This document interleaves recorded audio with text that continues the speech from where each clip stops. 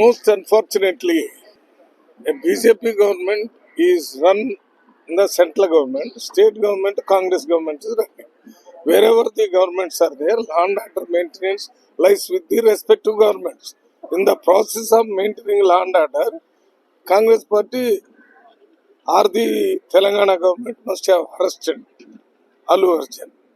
It is only to see such things where one lady died when Allu Arjun came, because of which he is arrested.